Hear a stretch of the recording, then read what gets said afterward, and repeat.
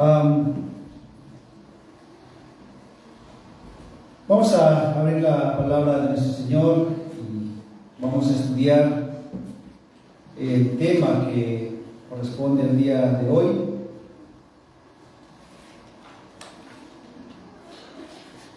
Hace 2 semanas concluimos lo que es Primera de Pedro y pues vamos a estudiar ahora la segunda carta.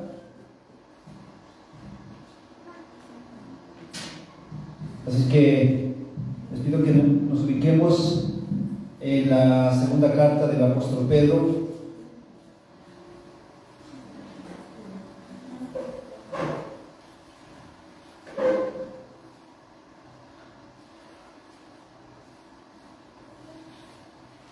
Y aunque ha habido en algunos círculos de estudiosos de la Escritura, un círculo donde dudan de la paternidad de esta carta al apóstol Pedro, la mayoría llega a la conclusión de que esta segunda carta sí en verdad lo escribió el apóstol Pedro. Como al inicio de este capítulo, esta carta, se menciona ahí en versículo 1 de 1 de Pedro, cómo se presenta el apóstol. La mayoría está de acuerdo que esta carta sí es del apóstol.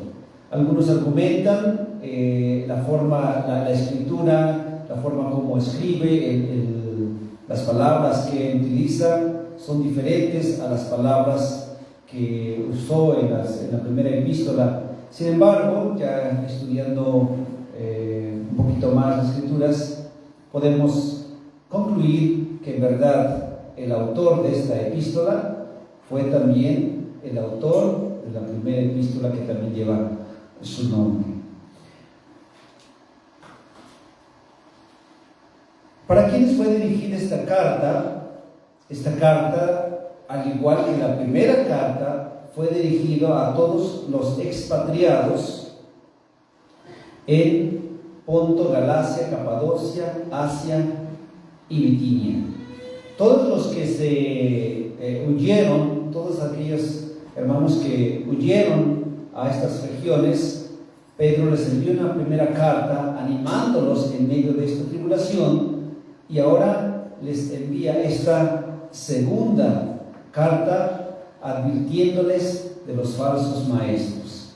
Entonces vamos a empezar, y aunque esta carta fue dirigida a estas personas, también es dirigida a nosotros, que estamos aquí presentes para estudiar su palabra. Antes de continuar, quisiera que me acompañaran a hacer una oración más. Voy a pedirles que nos pongamos de pie. Voy a leer la palabra, inmediatamente después hacemos una oración. Dice la segunda carta del apóstol Pedro, capítulo 1, del 1 al 4. Simón Pedro, siervo y apóstol de Jesucristo, a los que habéis alcanzado por la justicia de nuestro Dios y Salvador Jesucristo una fe igualmente preciosa que la nuestra. Gracia y paz os sean multiplicadas en el conocimiento de Dios y de nuestro Señor Jesús. Como todas las cosas que pertenecen a la vida y a la piedad nos han sido dadas por su divino poder, mediante el conocimiento de aquel que nos llamó por su gloria y excelencia, por medio de las cuales nos ha dado preciosas y grandísimas promesas, para que por ellas llegases a ser participantes de la naturaleza divina, habiendo huido de la corrupción que hay en el mundo a causa de la concupiscencia. Oremos. Padre, nos acercamos una vez más ahora para estudiar tu palabra. Padre, queremos darte gracias por permitirnos hacer memoria de ti. Queremos darte gracias por las alabanzas, por los cantos de los niños. porque toda tu creación te alaba, y podemos escucharlo y podemos contemplarlo. Gracias, Padre, porque permites que podamos disfrutar con nuestras manos, con nuestros ojos, con nuestros oídos, toda esta maravillosa creación. Y ahora, Padre, queremos rogarte también, de la misma manera, que abras nuestro entendimiento, nuestros ojos, nuestros oídos, para escuchar tu palabra. Necesitamos de este alimento espiritual. Necesitamos de tu palabra. Padre, que seas tú quien hable por medio de tu siervo, para que tu nombre sea exaltado, para que tu nombre sea agradecido. Padre, nos ponemos en tus manos, en el nombre de Jesús. Amén. ¿Pueden sentarse?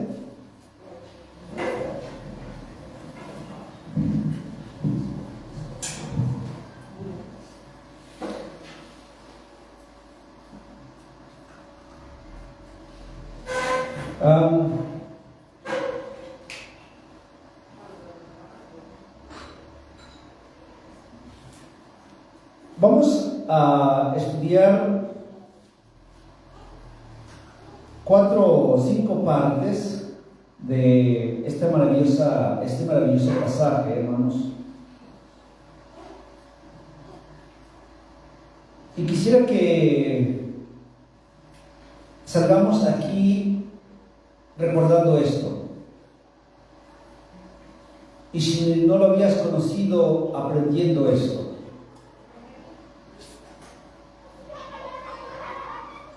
Dios en su gran misericordia, Dios en su infinita gracia nos salvó, como se decía en la cena del Señor. Él no tenía necesidad de salvarnos. Muchas veces nuestra mente finita y humana nos pone en un lugar donde no nos corresponde, nos ponemos en un lugar donde no nos corresponde. Y a veces llegamos a pensar que necesitamos enseñarle a Dios, que necesitamos enseñarle a Dios acerca de la justicia, pero Él es el justo. No solamente es un Dios justo, Él es el justo. Y entendiendo entonces que Dios no tenía la necesidad de salvar al hombre, sin embargo, lo hizo. Y no solamente nos salvó, sino que nos dio muchas bendiciones. Una de ellas es su misma naturaleza. Y eso es lo que quisiera que entendiéramos en esta hora, que Dios nos dio su naturaleza. Y entender qué implica también esa naturaleza. En la creación, amados hermanos, conocemos la naturaleza de las cosas. Es decir, si siembro un árbol, un naranjo, ¿voy a cosechar manzanas? ¿Por qué no puedo cosechar manzanas de un naranjo? Porque no es su naturaleza.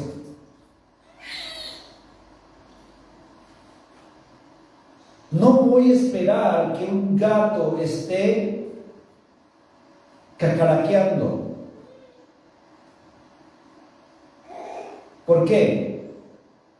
porque no es su naturaleza. Un gato no va a cacaraquear, un gato va a maullar, una gallina no va a maullar, porque no es su naturaleza. Entonces, eso es maravilloso, hermanos, para que usted y yo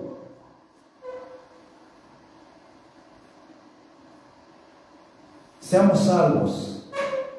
Necesitamos la naturaleza de Dios. Y para tener la naturaleza de Dios, necesitamos nacer de nuevo. Ese nuevo nacimiento nos da la naturaleza de Dios. Entonces el tema de hoy es, hermanos, que somos participantes de la naturaleza de Dios, participantes de la naturaleza divina. Dice el apóstol Pedro: Simón Pedro, siervo y apóstol de Jesucristo, a los que habéis alcanzado por la justicia de nuestro Dios y Salvador Jesucristo una fe igualmente preciosa que la nuestra. Pedro se presenta con sus dos nombres. Simón, que es el nombre hebreo que viene de Simeón, una de las 12 tribus. Simón Pedro, entonces están presentándose con su nombre hebreo, y después dice Pedro, que es su nombre griego, que significa piedra. Esto para dejar en claro quién es esta persona que está enviando esta carta. Es Simón, es Pedro en griego. Entonces dice Simón Pedro, siervo y apóstol de Jesucristo. Hermanos, esto es maravilloso. Pedro era el principal de los 12. El apóstol Pedro era uno de los líderes, si no es que el más sobresaliente, podríamos decirlo, y si no, uno de los más sobresalientes de los 12 apóstoles. Y con esta credencial, con este liderazgo, ¿cómo se presenta delante de sus hermanos? Primero se presenta como siervo. Como siervo. No se presenta primero como apóstol, sino como siervo. Entonces, un líder, hermanos, la principal característica de un buen líder es la humildad. No importa qué poder tenga este líder, no importa la posición que tenga este líder, el líder debe ser un siervo. El Señor enseñó esto ahí en Juan capítulo 10. Lo que ustedes han visto, eso hagan. Y recordamos el contexto. Esta palabra siervo significa esclavo de Jesús. Y dice esclavo, pero luego dice y apóstol de Jesucristo. Entonces, hermanos y hermanas, cualquier liderazgo que nos ponga el Señor, una de las principales características no es el saber mandar. El Señor les dijo a sus discípulos: ustedes miran lo que hay, cómo se conduce el mundo. Los que tienen autoridad mandan y ordenan. Los que tienen autoridad dicen: ve aquí, ve allá. mas con ustedes no será así, sino aquel que quiera ser grande debe ser el más pequeño. Aquel que quiera ser líder debe de servir.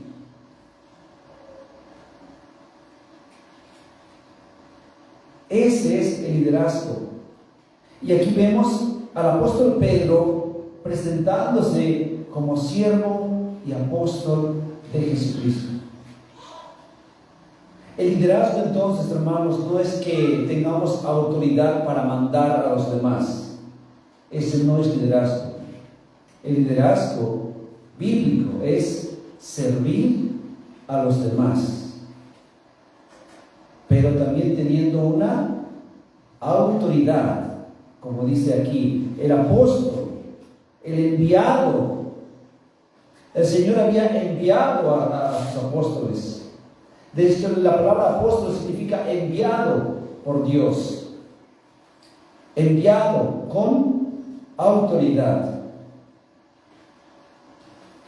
Y dice más adelante, a los que habéis alcanzado,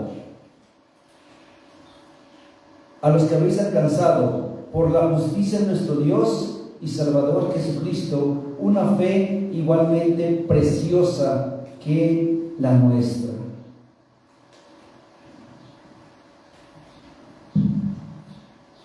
Dios nos dio un regalo a todos, hermanos, todos los que hemos creído en Cristo. Dice, una fe igualmente preciosa que la nuestra.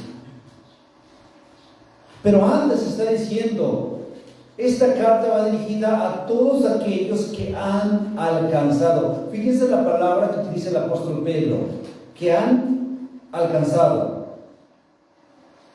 No que han logrado, no que han ganado, que han alcanzado. La idea aquí de la palabra alcanzar es, por ejemplo, cuando alguien está repartiendo algo y nosotros alcanzamos eso que se está repartiendo. No es porque nosotros lo merezcamos, simplemente es por la bondad de aquel que está repartiendo. La palabra alcanzar no significa yo con mi esfuerzo lo logré. No depende de ti, depende el que está dando. Y dice entonces, habéis alcanzado por Dios una fe igualmente preciosa que la nuestra. Cuando Pedro está diciendo, ustedes, amados hermanos, han alcanzado. Dios les ha otorgado, Dios les ha asignado una fe igualmente preciosa que la nuestra. La palabra fe es la salvación. Es el que nos da la salvación, la fe. Y esta fe que salva, hermanos, tampoco es nuestra. Dios nos da fe.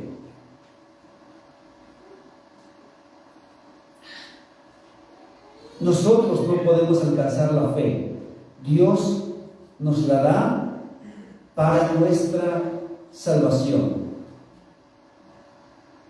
Incluso la fe, hermanos, esta fe nos lo tiene que dar Dios para ser salvos. Un hombre no puede ser salvo por sí mismo. Alguien ponía un ejemplo. Cuando una persona está en el agua, ya sea en el mar o en una alberca, y se ahoga, ¿puede respirar por sí mismo? No ha muerto, pero no puede respirar, tiene agua. ¿Qué hacen las personas para que no fallezca esta persona? Hay una técnica que se llama darle respiración, ¿no? Pero Él se da respiración a sí mismo. Tiene que venir otra persona para darle ese oxígeno que necesita y de ahí respirar. Así es la fe. Dios nos tiene que dar ese oxígeno para que nosotros podamos respirar. Dice un hermano, la fe es el simple acto de respirar el oxígeno suministrado por la gracia de Dios. Esa es la fe. Dios nos la tiene que dar, incluso la fe. Dice Efesios 2, capítulo 2, versículos, un pasaje muy conocido, 8 y 9. Efesios 2, 8 y 9. Porque por gracia sois salvos. ¿Por medio de qué? De la fe. Y esto no de vosotros, pues es don de Dios. Hermanos, este pasaje a veces se interpreta de diferente manera o incorrectamente. Cuando dice, porque por gracia sois salvos por medio de la fe, y esto, cuando dice esto, no se refiere solamente a la gracia, más bien no se refiere a la gracia, se refiere a la fe. Y esto, la fe, no es de vosotros, pues es don de Dios. La fe que nos lleva al Salvador no es de nosotros, es de Dios.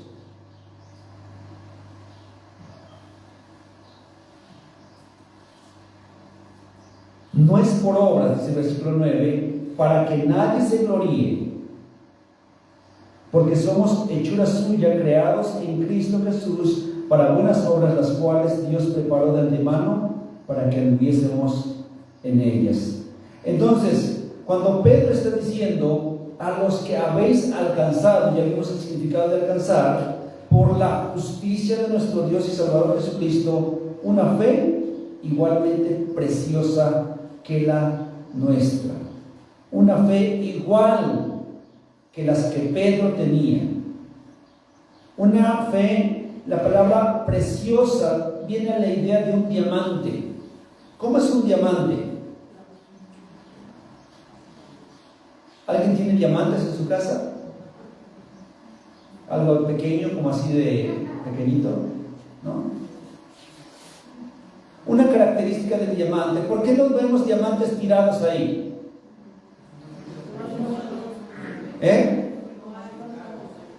Porque están ¿qué? Caros. No solamente es hermosa, sino que son valiosísimas. La palabra preciosa aquí no solamente es preciosa, sino que es valiosa.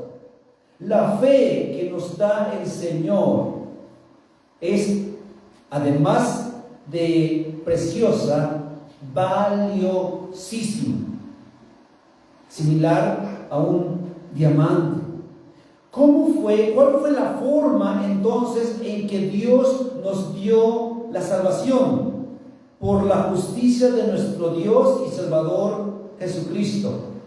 Nuestro hermano Jorge lo explicó muy bien en la cena del Señor el día de hoy. El justo por los injustos.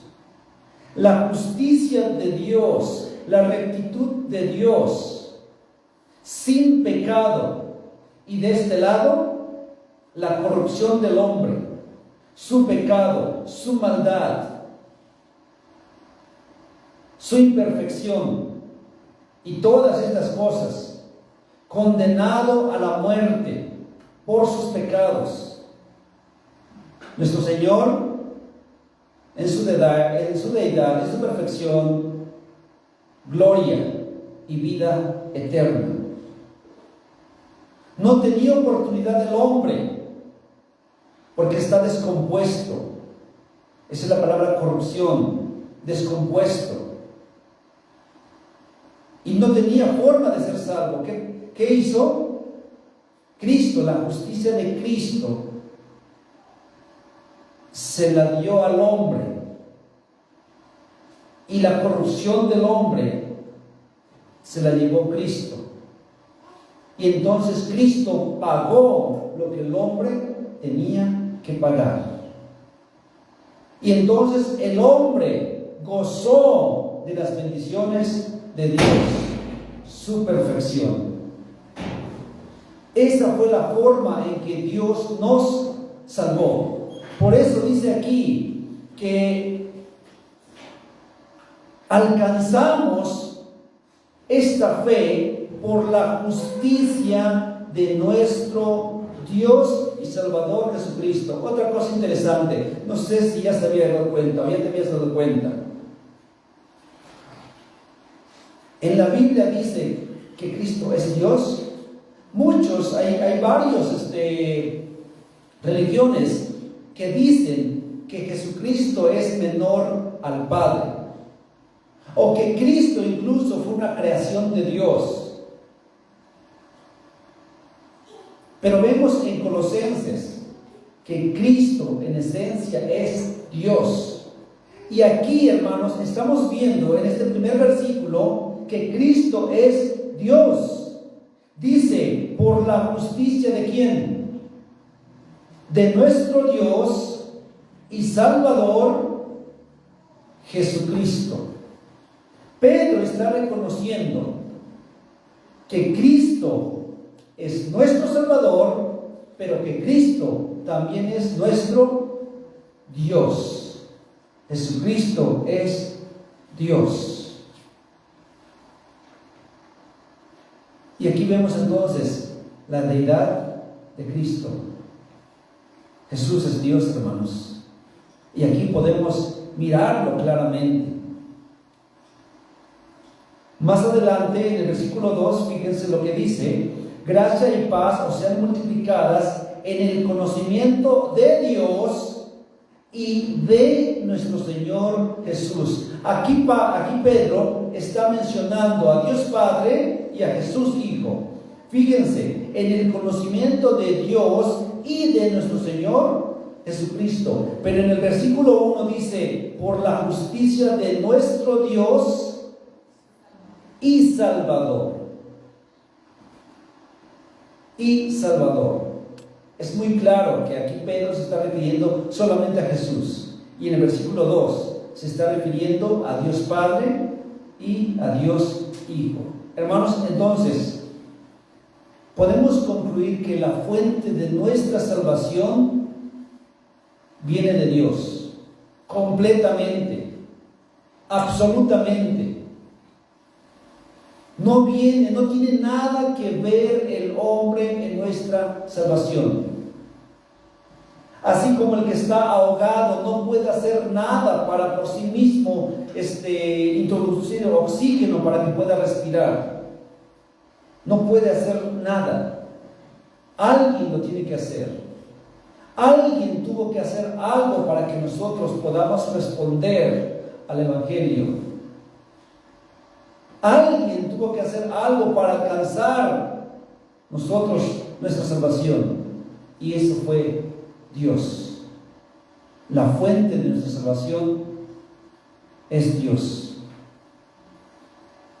Y ahora hay bendiciones en nuestra salvación.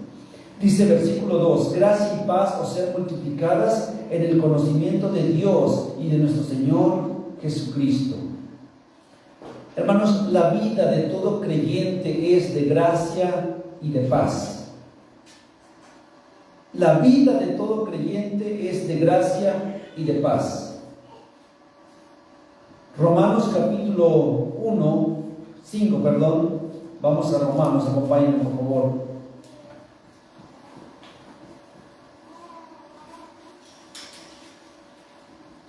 Uno y 2. Dice: justificados pues por la fe, tenemos que paz para con Dios por medio de nuestro Señor Jesucristo. Versículo 2: por quien también tenemos entrada por la fe a esta gracia, en la cual estamos firmes y nos gloriamos en la esperanza de la gloria de Dios. Justificados pues por la fe, tenemos paz para con Dios. No es bueno tener enemigos. No es sano tener enemigos. Y sería lamentable que hubiera enemigos entre creyentes. Sería algo muy lamentable. Pero todos entendemos qué es tener un enemigo, ¿no?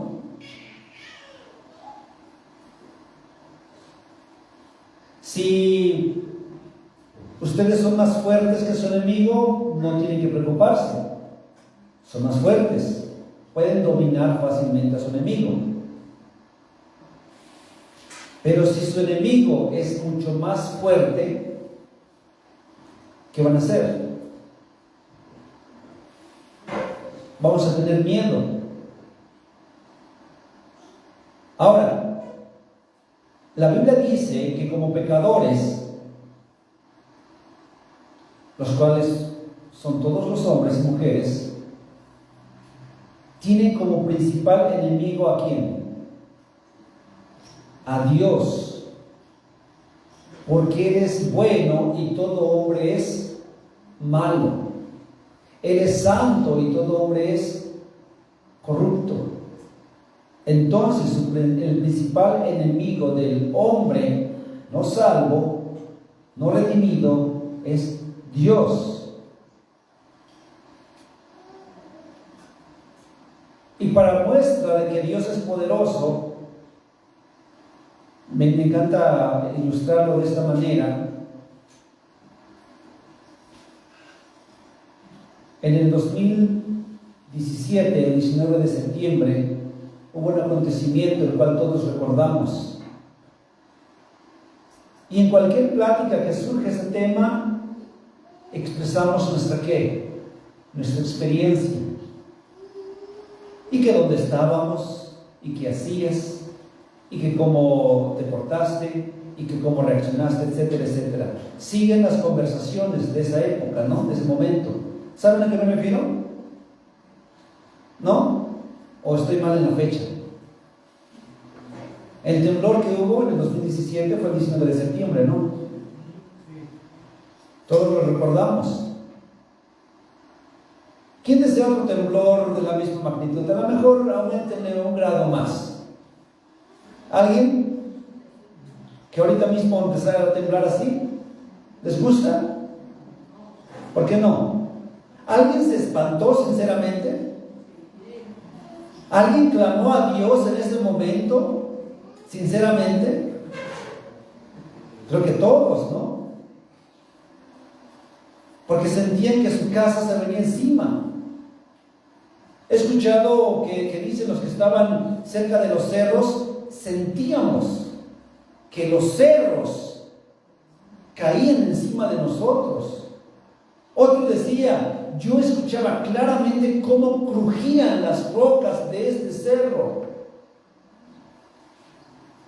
Hermanos, esa es una pequeña muestra del poder de Dios. Y si ustedes tienen miedo o tuvimos miedo de ese evento, es una pequeña muestra del poder de Dios y no queremos experimentar más de esas cosas del poder de Dios. La Biblia dice que los cerros caen ante la presencia de Dios. Y ese es el enemigo del hombre, no redimido. Entonces, pero por Cristo, dice, justificados pues por la fe, tenemos ¿qué? Paz. Ya no somos enemigos de Dios. en Cristo. ¿Ya somos qué? Amigos de Dios. Y no solamente somos amigos, Efesios dice que somos coherederos con Cristo. Y si soy coheredero con Cristo, Él es mi Padre. Mas a todos los que le recibieron, a los que creen en su nombre, les dio la potestad de ser ¿qué? Hechos hijos de Dios. Ya no soy no enemigo, soy hijo, soy amado, soy heredero, soy amigo. Y entonces dice Pedro: gracia y paz os sean multiplicadas. Ya no soy enemigo de Dios. Entonces, hermanos, eso debe traernos paz.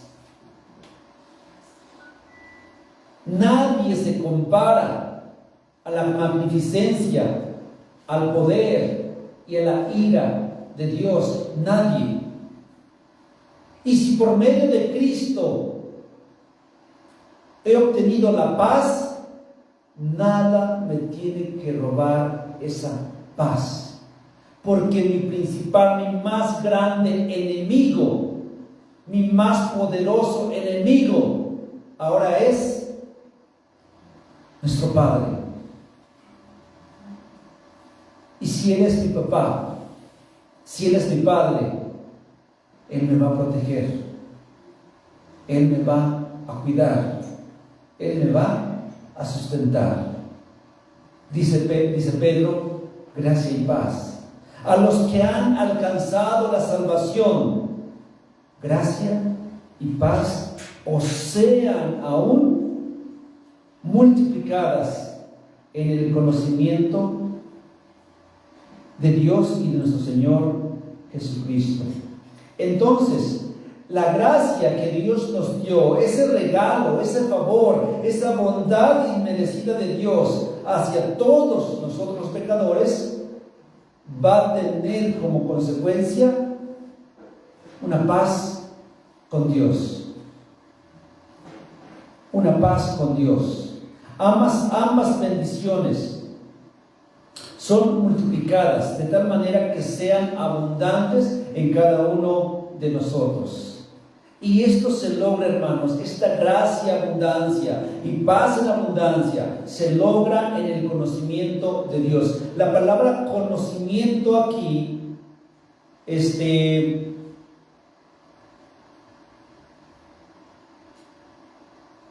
tiene que ver con un conocimiento preciso.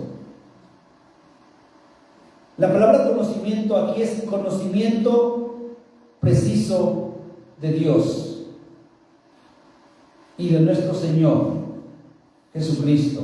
No es solamente conocer, sino tener un conocimiento preciso de Él. Muchas personas, y podemos platicar con las personas que no tienen nada que ver con Dios, no quieren saber con Dios, pero si tú les preguntas, y que viven una vida desordenada, pero tú les preguntas: ¿conoces a Dios? Ellos nos van a decir: sí, conozco a Dios. ¿Conoces a Jesús? Sí, es su Hijo. ¿Conoces que Él murió en la cruz? Claro, lo sé, y murió por nuestros pecados.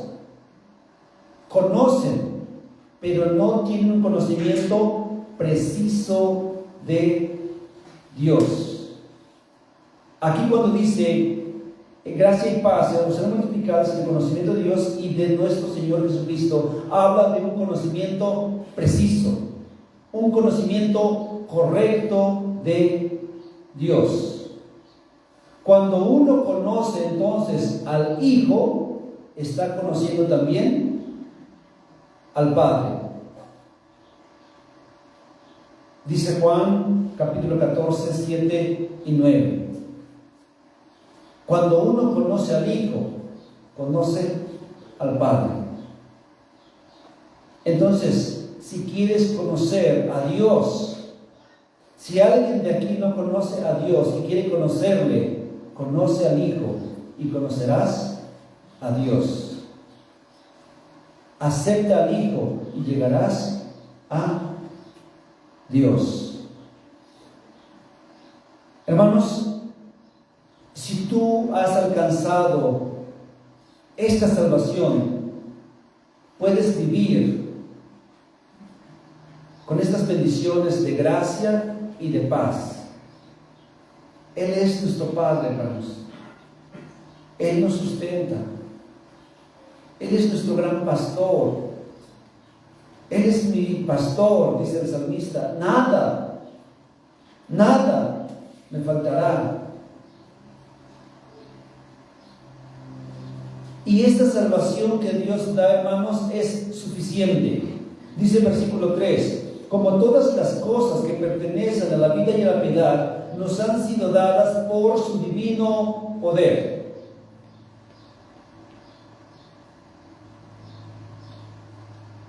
Todas las cosas que pertenecen a la vida y a la piedad nos han sido dadas por su divino poder. ¿Qué nos dio Dios? Dice: su poder.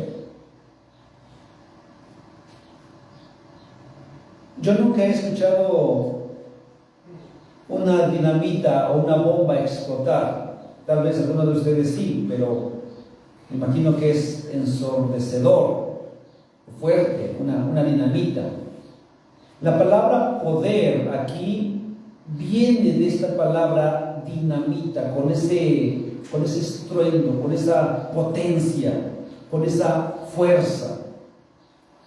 Así es el poder de Dios. Y Dios nos ha dado de ese poder. Dice: todo creyente posee todas las cosas que le son necesarias para la vida cristiana. Dios nos dio todas las cosas para poder vivir esta vida cristiana. Todo. No necesitamos nada más. No necesitamos buscar por otros lugares para tener una vida de gozo, de paz, de felicidad. No necesitamos nada. Dice el versículo: como todas las cosas que pertenecen a la vida y a la piedad nos han sido dadas. Cuando Dios nos dio de su poder, vinieron todas estas cosas que son necesarias para esta vida y para la piedad. Dios nos ha equipado a sus hijos con todas estas cosas.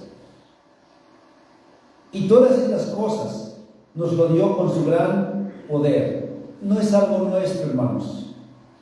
No es algo que nosotros lo hayamos logrado por nuestras fuerzas. Dios nos lo dio. El mismo poder que levantó a Cristo de la muerte es el mismo poder que nos salvó. Y es el mismo poder que nos sustenta. Y es el mismo poder que Dios nos dio. Hermanos, tenemos ese poder. Dios nos dio ese poder. Dios nos ha dado todo, hermanos, para esta vida, para una vida piadosa. La palabra piedad tiene que ver con la adoración, la obediencia a Dios. Una vida piadosa es nuestra adoración y nuestra obediencia a Dios. Una vida conforme al carácter de Dios. Esa es la piedad. Y Dios nos dio todas estas cosas para poder vivir de la manera como Dios quiere que vivamos. Dios nos dio el poder. Hermanos, ese poder que levantó a Jesús de la muerte, ese poder que nos dio un nuevo nacimiento, ese poder que nos sustenta ahora, Dios nos lo dio. Dios nos lo dio. Y ese poder nos ayuda a vivir con gracia en abundancia, con paz en abundancia, con una vida piadosa, en obediencia a nuestro Dios. Lo tenemos. Todas están allí. ¿Qué nos falta? ¿Qué más necesitamos? Lo tenemos todo. Dios nos lo ha dado. Cuando Dios nos salvó en esa salvación es suficiente. No necesitamos en verdad más. Buscar más cosas en otros lugares. Buscar tal vez otras experiencias de otras maneras no son necesarias. Dios nos dio todas estas cosas. Dice, mediante el conocimiento de aquel que nos llamó por su gloria y excelencia. La salvación del hombre es mediante el conocimiento, otra vez, aquí la palabra conocimiento es conocimiento preciso de Cristo. Y como decía hace un momento, hermanos, para que seamos salvos, para que una persona sea salva, no es suficiente con conocer de Cristo, sino conocerle a Él. Nadie puede conocer a Dios si no es por medio de Cristo. Y nadie puede llegar a Dios si no es por medio de Cristo.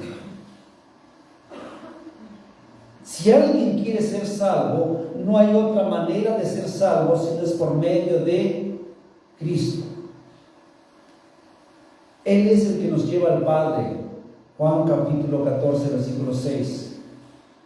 Yo soy el camino, la verdad y la vida, y nadie viene al Padre sino por mí. Nadie puede llegar a Dios sino por el conocimiento de Cristo. Ese conocimiento debe ser un conocimiento preciso de quién es Cristo. Y lo encontramos aquí, en su palabra. Será lamentable que muchos que conocieron de Cristo, pero que no le conocieron a Él, cuando llegue ese día, dice Mateo capítulo 7, Señor, si en tu nombre profetizamos, si en tu nombre echamos fuera demonios, si en tu nombre hicimos esto y aquello, si en tu nombre, ¿qué les va a decir el Señor? Mateo capítulo 7, versículo 23. Y entonces les declararé: nunca os conocí, apartaos de mí, hacedores de maldad. Ahora quisiera que, si están en Mateo capítulo 7, quisiera que comparáramos dos versículos.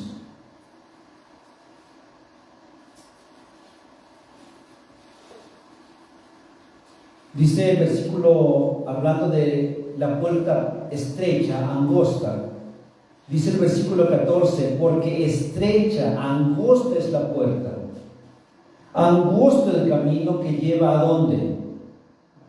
A la vida. ¿Y qué dice? Y pocos son los que la hallan.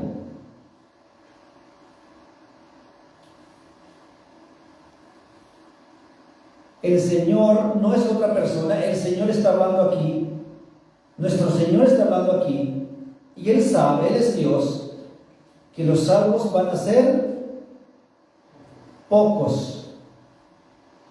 Pero muchos conocen de Dios, es verdad, muchos conocen de Dios. Y ahora quiero que volvamos a leer versículo 22. Muchos me dirán en aquel día: Señor, Señor, ¿no profetizamos en tu nombre, y en tu nombre echamos fuera demonio, y en tu nombre hicimos muchos milagros?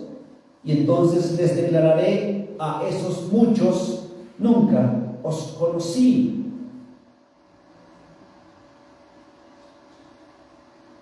Entonces, en un versículo dice muchos, en otro versículo dice pocos. ¿Quiénes son los pocos? ¿Y quiénes son los muchos? Los pocos son los que entran en la puerta estrecha y caminan por el camino estrecho. Y los muchos son aquellos que conocieron de Dios, pero más nunca le conocieron a Él. Y son muchos. Mientras que los que le conocieron precisamente bien son pocos.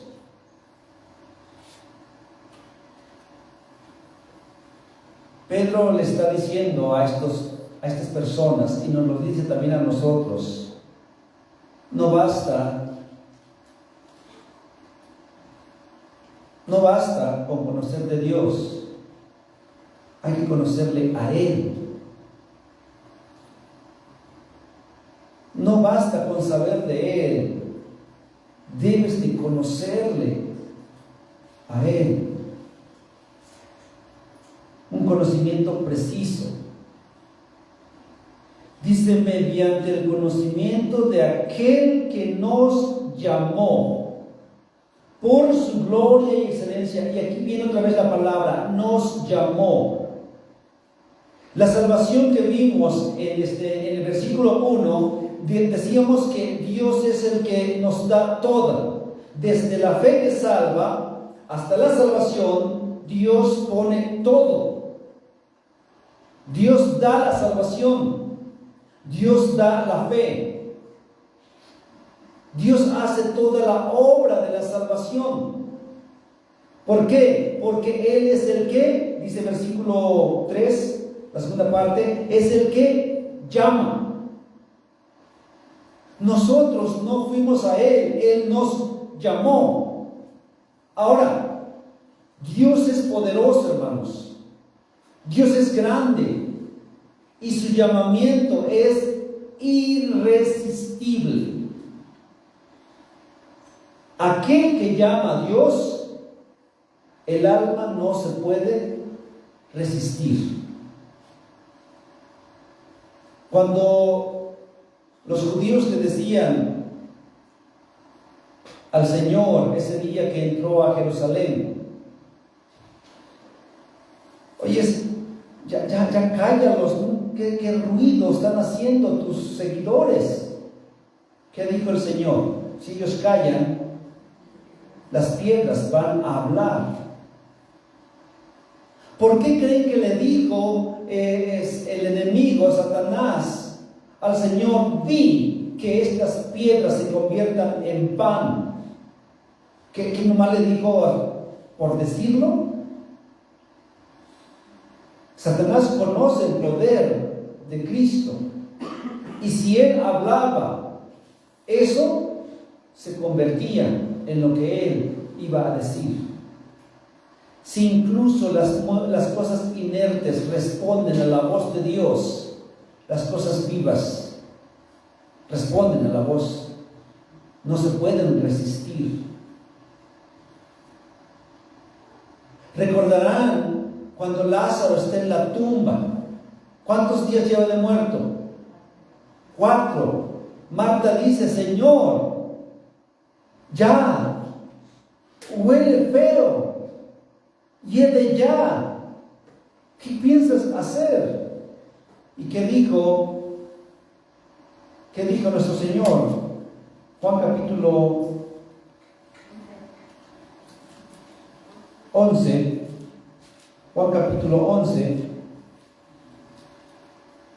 versículo 43.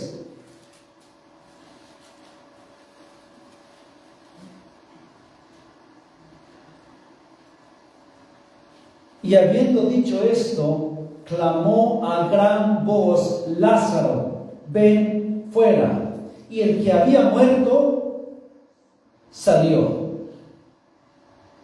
Esa es la voz de nuestro Dios. Da vida. Efesios capítulo 2, versículo 1 dice, Él nos dio vida cuando estábamos muertos en nuestros delitos y pecados. Entonces, cuando Dios llama a alguien, no se puede resistir. Responde, se levanta. Esto que hemos visto de Lázaro es un ejemplo, una ilustración de lo que Dios hace espiritualmente en la vida de cada persona. Cuando Dios llama, la persona responde y se levanta y es salvada y se le da vida. La voz de Dios es irresistible. Nadie, ninguno se puede resistir. Entonces, si Dios nos ha llamado, hermanos, somos salvos. Somos salvos. Y Dios hace la obra en nuestras vidas. Porque a los que predestinó, a estos también llamó. Y a los que llamó, a estos justificó. Y a los que justificó, a estos también glorificó. Hermanos, el que comenzó la buena obra, el que comenzó la obra de salvación en tu vida, la va a llevar, la va a ir perfeccionando hasta tu glorificación, hasta que estés con Él en los cielos. Es un error pensar, hermanos, que la salvación pueda perderse, porque la salvación no depende de nuestra fe. La salvación no depende de lo fuerte que yo me sostenga de Dios, sino de quién me sostiene a mí. Si dependiera de mi fe, si dependiera de mi fuerza de sostenerme en Dios, yo estaría perdido. Pero Dios es quien me sostiene. Y es lo que Pablo está diciendo aquí. A los que predestinó, a estos llamó. A los que llamó, a estos justificó por medio de Cristo. Y a los que justificó, también los glorificó. Dice, por su gloria, regresamos a 2 de Pedro, por su gloria y excelencia. La excelencia, la gloria es la majestad de Dios. La excelencia, la excelencia es la vida perfecta de Cristo. Y todas estas son irresistibles. Por eso cuando el Señor llama, ninguno puede resistirse. Quiero ir concluyendo, hermanos.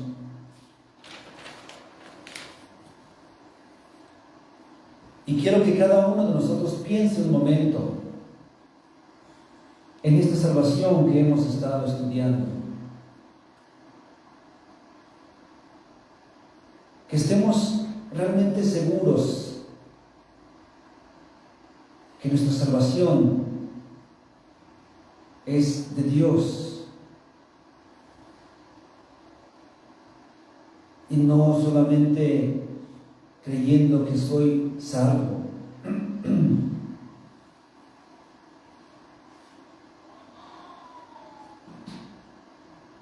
Dice al final del versículo 4, por medio de las cuales nos ha dado preciosas y grandísimas promesas, para que por ella llegases a ser. Es uno de los versículos, hermanos, que más me gustan, me encantan. Dice, para que por ellas llegases a ser participantes de la naturaleza de Dios, participantes de la naturaleza divina, habiendo huido de la corrupción que hay en el mundo a causa de la concupiscencia. Hermanos, ningún hombre puede adorar a Dios. Ningún hombre puede crecer en Dios si antes no tiene la naturaleza de Él.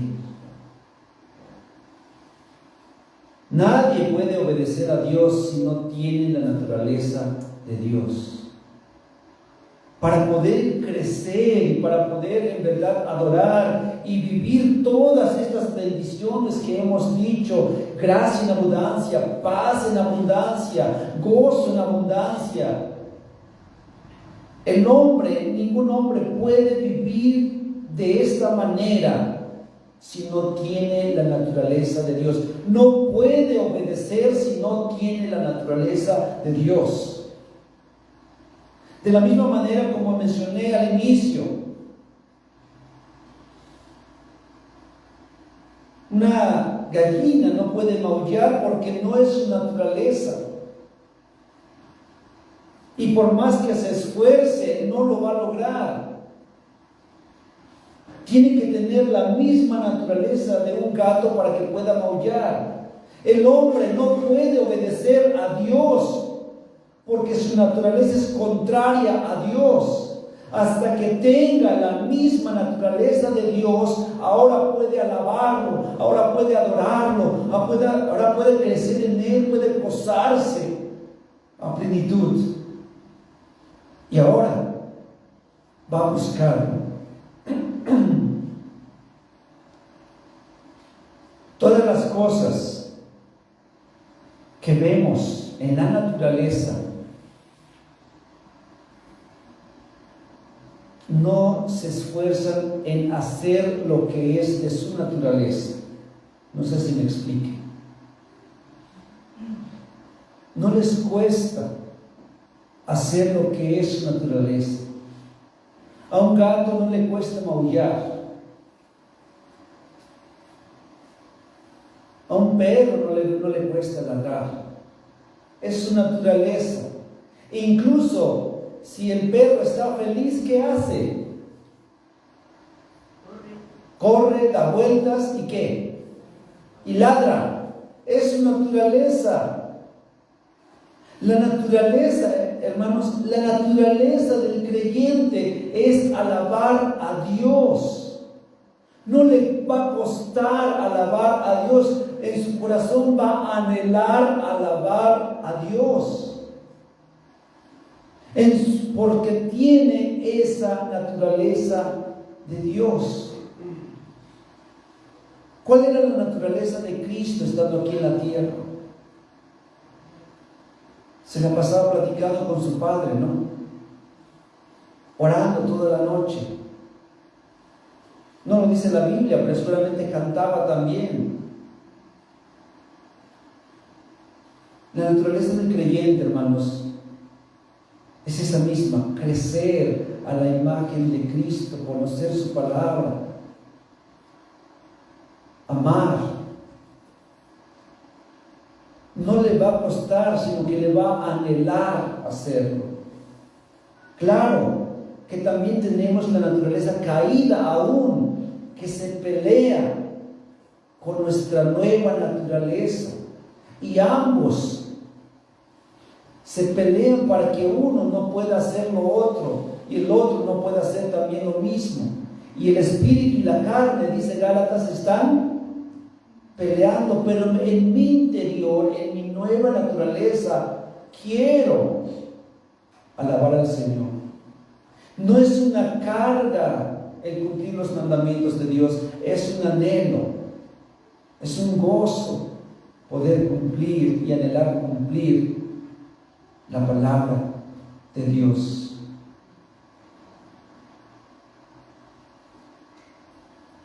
Entonces, debemos preguntarnos, hermanos, si tenemos esa naturaleza. El que tiene la naturaleza de Cristo tiene un conocimiento preciso de Él. Y si tiene el conocimiento preciso, es salvo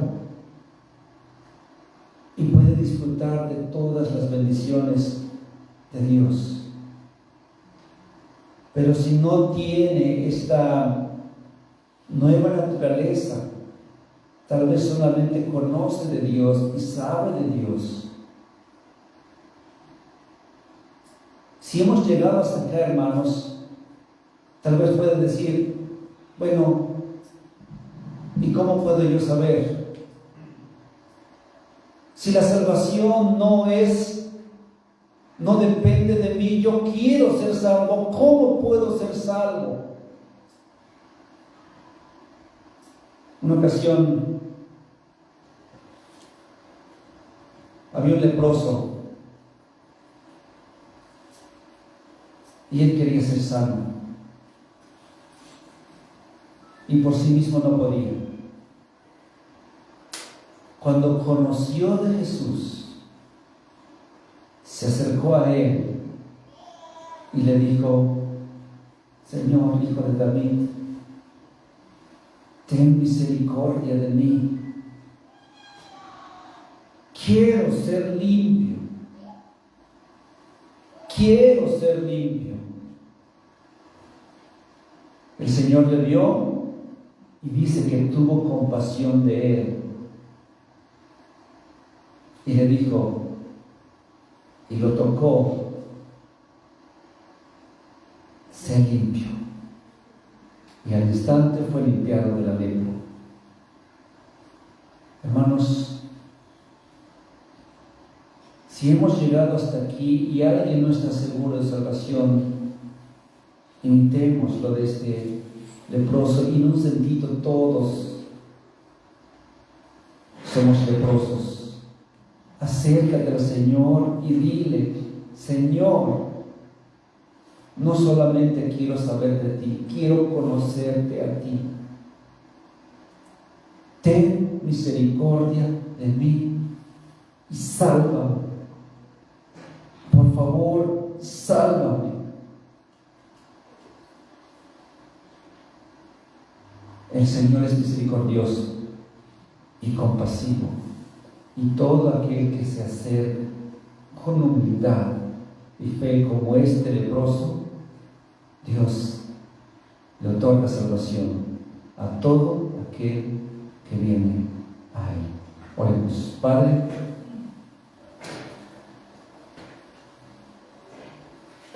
gracias otra vez por tu palabra. Nuestro anhelo, Padre, es que podamos alabarte siempre con corazones sencillos, humildes, levantando tu nombre. Y nuestra esperanza también está que un día estaremos contigo por siempre, para siempre, por la obra que tú has hecho en nuestras vidas. Quiero rogarte también, Padre, si hay alguno aquí que no ha experimentado este nuevo nacimiento y no tiene esta naturaleza tuya, ten misericordia, Dios, por favor. Ten compasión y sálvale. Y sálvale, Padre. Y aquellos que estamos, que en tu gracia y en tu misericordia hemos sido salvados, Padre, ayúdanos a vivir y a crecer en esta fe igualmente preciosa como aquellos primeros hermanos nuestros que te conocieron y que disfrutaron y que ahora disfrutan plenamente de la comunión contigo en los cielos. Padre, ayúdanos a crecer de tal manera que podamos vivir conforme a tu palabra, a tu voluntad. Guarda esta iglesia, guarda cada matrimonio, guarda cada una, cada alma, Padre, y que podamos crecer conforme a tu voluntad. Oramos, Padre, y también te damos gracias en el nombre de Jesús. Amén. Dios les bendiga, hermanos.